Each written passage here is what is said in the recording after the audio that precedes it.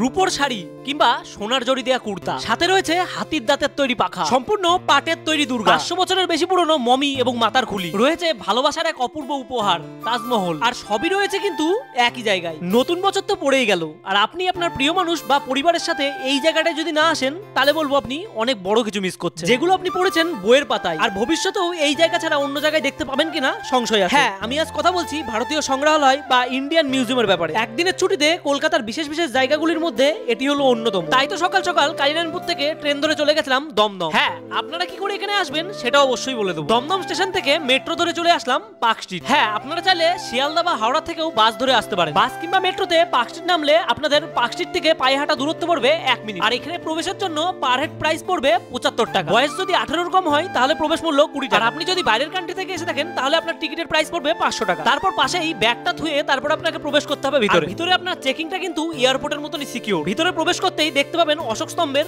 সেই সিংহের মূর্তি। আর হ্যাঁ, জায়গাটাকে কিন্তু খুব সাধারণভাবে নেবেন না, কারণ এই জায়গায় এমন এমন জিনিস আছে যেগুলো 500 বছরেরও বেশি পুরনো। আপনারা বইয়ের পাতায় যত ধরনের পাথরের নাম শুনে এসেছেন সবই কিন্তু এই জায়গায় রয়েছে। আর সবই কিন্তু ম্যাপিং এর মাধ্যমে দেখানো আছে কোনটা কোন জায়গা। দেখতে পারবেন বিবর্তন ঘড়ি, মানুষের শিল্পাঞ্জি থেকে মানুষ হয়ে ওঠার গল্প। আর যে প্রাণীগুলো দেখতে পারবেন সেগুলো কিন্তু একদমই আসল। দেখতে পারবেন অরিজিনাল রেশম সিল্ক, গালা দিয়ে তৈরি পুতুল, সেকালের আমল থেকে একালের দেশলাইয়ের বাক্স, রয়েছে সবচেয়ে বড় প্রাণীর কঙ্কাল, সামনে দেখতে পাচ্ছেন ক্যাপিবারা। আর এগুলো সামনে যা দেখতে পাচ্ছেন সবই কিন্তু চোখ, দাঁত, মুখ সবই কিন্তু অরিজিনাল। প্রাণীদের ভিতরের অংশগুলোকে সরিয়ে দিয়ে সব মেডিসিন দিয়ে সংরক্ষণ করে রাখা। প্রতিদিন কিন্তু কলকাতার অন্যান্য জায়গার মতো এই জায়গাটাও প্রচুর পরিমাণে ভিড় হয়। আপনারা কে কে এই জায়গাটায় এসেছেন অবশ্যই কমেন্ট করে জানাবেন। আর যারা আসেননি তারা বাবা বা প্রিয়জনের কাছে এখনই বায়না ধরুন এইখানে আসার জন্য। আর এইখানে এসে এমন কিছু জিনিস দেখতে পারবেন যেগুলো ক্যামেরা বন্দি করা হয়নি। আর যারা জানেন না তাদের এইটুকু জানিয়ে দিই, এখানে কিন্তু ফোন নিয়ে আসার জন্য এক্সট্রা চার্জ দিতে হবে। আর আপনারা চাইলেও কিন্তু অনেক জিনিসের ছবি তুলতে পারবেন। অনেক কিছুই নিজে দেখলাম এবং আপনাদের দেখালাম। বাট সবচেয়ে বেশি খারাপ লাগলো মিশরের মমিটাকে আপনাদের দেখাতে পারলাম না, কারণ ওই জায়গাটাই ফোন